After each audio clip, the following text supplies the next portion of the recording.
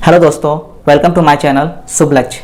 पिछले क्लास की बात करें तो पिछले क्लास में हम लोगों ने विदेशी यात्रियों के विवरण के बारे में समझा और आज के इस वीडियो में हम पुरातत्व संबंधी साक्ष्य के बारे में समझेंगे। पिछले क्लास की वीडियो की बात करें तो पिछले क्लास की वीडियो में अपलोडिंग के दौरान कुछ टेक्निकल इश्यू हो गई थी, जिस वजह से वीडियो के आखिरी के कुछ भाग पूरी तरीके से अपलोड नहीं हो सकी। इसके लिए मुझे खेद है दोस्तों। तो आज के इस वीडियो में सबसे पहले हम पिछले के वीडियो में कुछ अंश जो छूट गए थे उसके बारे में समझेंगे, उसके बाद हम पुरातत्व संबंधी स्रोत के बारे में जानेंगे। तो चलिए दोस्तों शुरू करते हैं। अब आगे हम अन्य लेखकों की बात करें तो इनमें हम दो नाम को पढ़ते हैं। पहला है तारानाथ और दूसरा है मार्को पोलो। तारानाथ के बारे में हमें दो चीज़ें याद रखनी है। पहला है कि तारानाथ एक तिब्बती लेखक थे और तारानाथ के पुस्तक का नाम कंगियूर या फिर तंगियूर है। अगला है मार्को पोलो। मार्को पोलो की बात करें तो मार्को पोलो इटली का यात्री था और मार्को पोलो 13वीं सदी के अंत में पांड्य राज की यात्रा पे आया था। मार्को पोलो बहुत ही इंपॉर्टेंट हो जाता है इसलिए कि अभी तक हम लोग जितने भी विदेश यात्री पढ़े वे सभी भारत के नॉर्थ इंडिया में आए थे, लेकिन मार्को पोलो ऐसा व्यक्ति था जो भारत के साउथ इंडिया में यात्रा करने आया था। और साउथ इंडिया में कहाँ आया था तो वो पांड्य राज आया था, जो आज के समय में केरल और तमिलनाडु का एरिया है।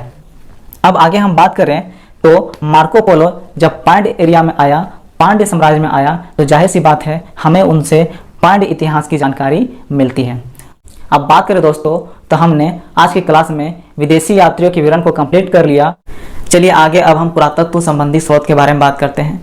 पुरातत्व संबंधी स्रोत के बारे में बात करें तो इनमें सबसे पहले हम अभिलेख के बारे में जानेंगे, जिसे एपिग्राफ कहा जाता है और इसके अध्ययन को एपिग्राफी कहते हैं। उसके बाद हम लोग स्तंभ लेख के बारे में जानेंगे, जिसे हम पिलर एडिक्ट्स और पिलर इंस्क्रिप्शन भी कहते हैं। उसके बाद हम लोग सिक्कों के बारे में जानेंगे। उसके बाद हम लोग अन्य स्रोतों के बारे में जानेंगे। सबसे पहले हम बात करें स्तंभ लेख और अभिलेख की, तो इसके बारे में जो अभिलेख और जो स्तंभ लेख जिस शासन काल में होंगे वहां पे हम इसके बारे में विस्तार से पढ़ेंगे। अभी हम स्तंभ लेख और अभिलेख के बारे में इतना ही जानेंगे कि यह किस शासक से संबंधित है और इसमें किसकी जानकारी मिलती है, क्योंकि एग्जाम में सीधा सवाल यहाँ से बनते हैं। तो चलिए अब आगे हम बात करते हैं महत्वपूर्ण अभिलेख और स्तंभ लेख की। तो अब हम इसे याद कैसे रखें, तो इसके लिए हम कुछ ट्रिक का उपयोग करेंगे जिससे हम इसे आसानी से याद रख सकते हैं। अब आगे हम बात करें तो पहला है हाथी गुम्फा अभिलेख। यह तिथि रहित अभिलेख है। यह कलिंग राजा खारवेल से संबंधित है और इसमें सर्वप्रथम भारतवर्ष का जिक्र मिलता है। अब इसे हमें याद कैसे रखें, तो इसे एक छोटे से ट्रिक से याद रख सकते हैं। तो चलिए बात करते हैं ट्रिक की। तो हाथी गुम्फा में हमें मिलता है हाथी वर्ड। उसके बाद खारवेल, तो खारवेल में मिलता है वेल वर्ड। वेल से हम वेल मछली को समझ सकते हैं। तो वेल भी एक बड़ा जीव है और हाथी भी एक बड़ा जीव है, तो इससे हम दोनों को समझ सकते हैं कि हाथी गुम्फा अभिलेख कलिंग राजा खारवेल से संबंधित है, क्योंकि ये भी बड़ा जीव है और ये भी बड़ा जीव है, तो इससे हम लिंक कर सकते हैं। अब आगे बात करें हाथी, तो हाथी एक भारी जीव है, तो भारी से हम भारतवर्ष को याद रख सकते हैं। भारी मतलब भारत, तो इस तरीके से हम याद रख सकते हैं कि हाथी गुम्फा अभिलेख में भारतवर्ष का जिक्र मिलता है। अब आगे हम बात करें तो अगला है जूनागढ़ गिरनार अभिलेख। यह रुद्रदामन से संबंधित है। तो अब इसे हम याद कैसे रखें, तो हम देखेंगे इसमें गिरनार, तो गिरनार में है गिरना वर्ड। तो गिरना से अगर कोई गिर जाता है तो वो क्या करता है, रोने लगता है। रोना मतलब रुद्र, रोना रुद्र। तो गिरनार अभिलेख को हम लोग रुद्रदामन से कनेक्ट कर सकते हैं। मतलब गिरना, गिर गया तो क्या हुआ, रोने लगा, मतलब कि रुद्रदामन।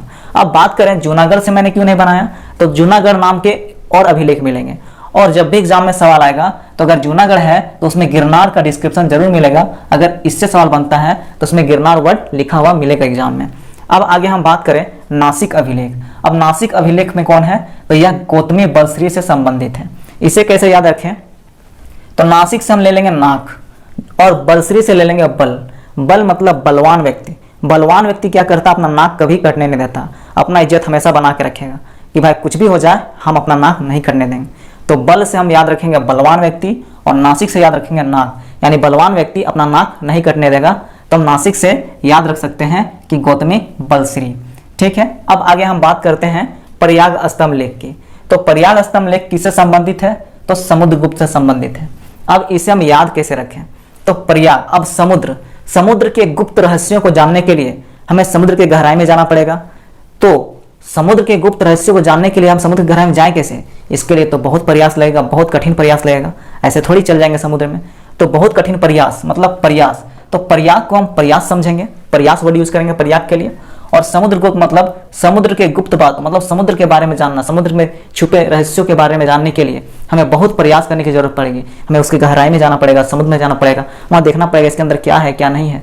तो हम इसे इस तरीके से याद रखते हैं कि समुद्र के गुप्त रहस्यों के बारे में जानने के लिए हमें बहुत प्रयास करनी पड़ेगी। यानी कि प्रयाग स्तंभ लेख किससे संबंधित है? समुद्रगुप्त से संबंधित है। हम इस तरीके से ट्रिक से याद रख सकते हैं कि प्रयाग स्तंभ लेख मतलब प्रयाग मतलब प्रयास, किस चीज का प्रयास? तो समुद्र के गुप्त रहस्यों को जानने का प्रयास, मतलब समुद्रगुप्त, समुद्रगुप्त याद रह जाएगा। अब आगे हम बात करते हैं ऐहोल अभिलेख। ऐहोल अभिलेख किससे संबंधित है? तो पुलकेशिन द्वितीय से संबंधित है। अब इसे याद कैसे रखेंगे? तो पुलकेशिन द्वितीय में है पुल, पुल में क्या हो गया? होल हो गया, ऐहोल। पुल में क्या हो गया? होल हो गया और पुल गिर गया। पुल में क्या हो गया? होल हो गया और पुल गिर गया। इस तरीके से हम याद रख सकते हैं ऐहोल। ऐहोल मतलब हॉल, हॉल की बात हो रही है। हॉल किसमें था? किसमें था?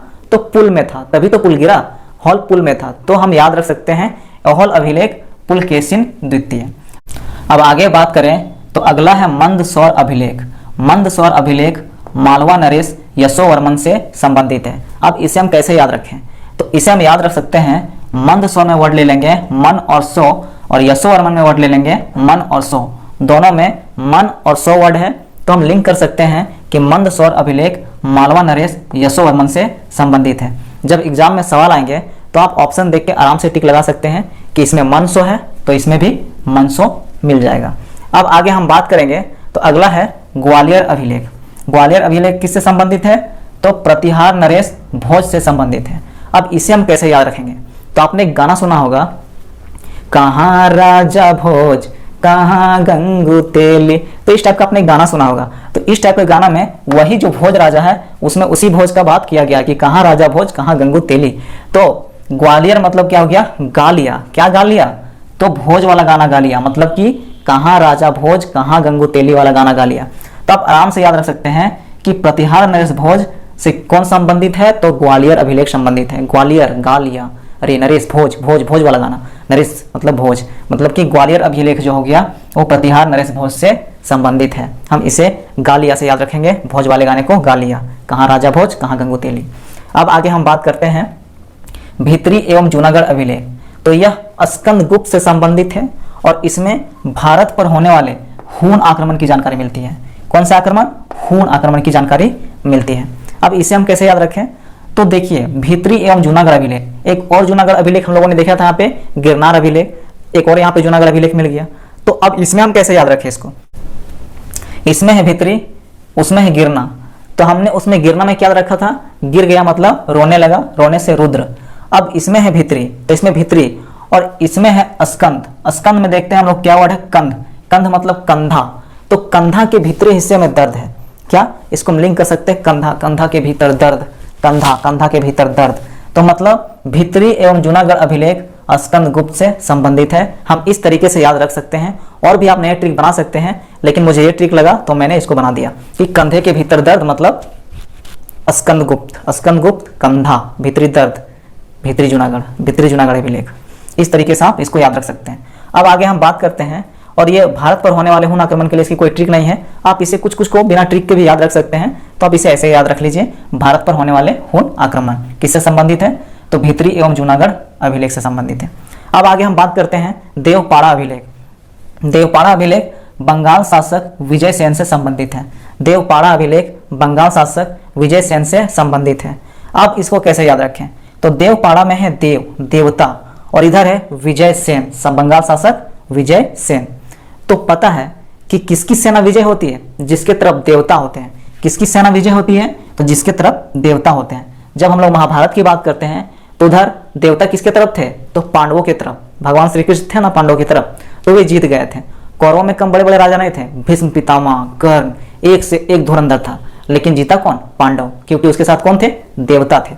तो उससे हम लिंक कर सकते हैं कि जिसके तरफ देवता होगा उसका पलड़ा मतलब पाड़ा मतलब पलड़ा भारी होगा, उसी की सेना विजय करेगी, उसी की सेना विजय करेगी। जिधर देवता होंगे उसकी सेना विजय करेगी। तो हम याद रख सकते हैं देवपाड़ा, मतलब कि जिधर देवता होगा उसका पलड़ा भारी होगा, पाड़ा मतलब पलड़ा भारी होगा, पल्ला, तो उसी की सेना विजय होगी, यानी विजय सेन। तो तो कहाँ के राजा? बंगाल के शासक विजयसेन। तो आप इस तरीके से याद रख सकते हैं। अब आगे बात करें वेशनगर, विदिशा, गरुड़ स्तंभ। तो जो वेशनगर है, आज जो विदिशा है उसी का पुराना नाम है वेशनगर। तो वेशनगर गरुड़ स्तंभ, इससे कौन रिलेटेड है? तो होलियोडोरस रिलेटेड है। इसकी कोई ट्रिक नहीं बन पाई, तो इसे आप ऐसे ही याद रख लें, होलियोडोरस। वेशनगर गरुड़ स्तंभ, होलियोडोरस। और इसमें किसकी चर्चा की गई है? तो इससे हमें पता चलता है मध्य भारत में भागवत धर्म विकसित होने का प्रमाण मिलता है। जो गरुड़ स्तंभ है उसमें हमें मध्य भारत में जो भागवत धर्म विकसित हुआ था, भागवत धर्म का जो विकास हुआ था, उसका प्रमाण मिलता है, उसका प्रूफ मिलता है गरुड़ स्तंभ में। और जो गरुड़ स्तंभ है वो किससे संबंधित है? तो होलियोडोरस से संबंधित है। तो कुछ कुछ को आप बिना ट्रिक से भी याद रख सकते हैं। अब अगला है एरन अभिलेख। एरन अभिलेख भानुगुप्त से संबंधित था और इसमें हमें सती प्रथा का पहला लिखित साक्ष्य मिलता है। कई बार यहाँ से सवाल बनते हैं कि सती प्रथा का पहला लिखित साक्ष्य किस अभिलेख से मिलता है? तो वो है एरन अभिलेख। अब आगे बात करें तो अगला है एशिया माइनर बोगोज अभिलेख। इस अभिलेख की बात करें तो यह सबसे प्राचीन अभिलेख था, सबसे पुराना अभिलेख था और यह 1400 BC का अभिलेख था, 1400 ईसा पूर्व का अभिलेख था। और इसमें हमें वैदिक देवता मित्र, वरुण, इंद्र, नासत्य का उल्लेख मिलता है। तो हम लोगों ने स्तंभ लेख और अभिलेख को देख लिया। अब हम भारत के सिक्कों की बात करते हैं। भारत के सिक्कों की बात करें तो भारत का सबसे प्राचीनतम सिक्के को आहत सिक्का कहते हैं। इसे हम कासार्पण सिक्का या फिर पंचमार्क सिक्का के नाम से जानते हैं। इसकी सबसे बड़ी खासियत ये थी कि इसमें मुहर लगे होते थे, इसमें ठप्पे लगे होते थे। इनके सिक्के में चित्र देखने को मिलता था, आकृति देखने को मिलता था, किसी तरीके के लेख देखने को नहीं मिलता था। अब आगे हम बात करें, जब भारत में यवन शासक आए तो उन्होंने ही सबसे पहले सिक्कों पर लेख लिखने का कार्य किया। अब इनके लेख में क्या मिलता था? तो इनके लेख में भगवान के नाम, गॉड के नाम देखने को मिल सकते थे, किसी स्थान के नाम देखने को मिल सकते थे, या फिर किसी राजा या किसी शासक का नाम देखने को मिल सकता था। अब आगे बात करें तो अगला है समुद्रगुप्त की वीणा बजाती हुई मुद्रा वाले सिक्के से उसके संगीत प्रेमी होने का प्रमाण मिलता है। तो बात करें तो हमें एक सिक्का मिला है जिसमें समुद्रगुप्त वीणा बजाते हुए नजर आते हैं और इससे हमें यह पता चलता है कि समुद्रगुप्त एक बहुत बड़े संगीत प्रेमी थे। अब आगे बात करें तो अगला है अरिकमेड़ु, जो पुद्दुचेरी के निकट स्थित था। वहां से हमें रोमन सिक्के प्राप्त हुए हैं। तो इससे हमें यह पता चलता है कि कभी ना कभी अरिकमेड़ु में व्यापार हुआ करता था। अब आगे बात करें तो भारत के संबंध सबसे पहले किन देशों के साथ थे, इसके बारे में चर्चा करेंगे और जानेंगे कि इन देशों के प्राचीन नाम क्या क्या थे। इनसे कई बार सवाल बनते हैं। तो चलिए बात करते हैं। तो भारत के संबंध की बात करें तो सबसे पहला नाम है सुवर्ण भूमि देश। आज के समय में ये म्यांमार है और इसे बर्मा के नाम से जानते थे। दूसरा देश है सुवर्ण द्वीप, कंफ्यूजन ना करें, यह है सुवर्ण भूमि और यह है सुवर्ण द्वीप। सुवर्ण द्वीप जिसे मलाया भी कहते थे, आज के समय में यह मलेशिया वाला जो इलाका है वही मलाया है। आगे बात करें तो तीसरा जो देश है वो है कंबोज, जिसे आज कंबोडिया के नाम से जानते हैं। और अगला है यव द्वीप, जिसे जावा भी कहते हैं, जो इंडोनेशिया वाला इलाका है वह वहीं का एरिया है। आज के इस वीडियो में हम लोगों ने भारतीय इतिहास के स्रोत को कंप्लीट कर लिया। अब नेक्स्ट वीडियो में हम प्रागैतिहासिक काल को समझेंगे, प्री हिस्टोरिक पीरियड को समझेंगे। जय हिंद दोस्तों।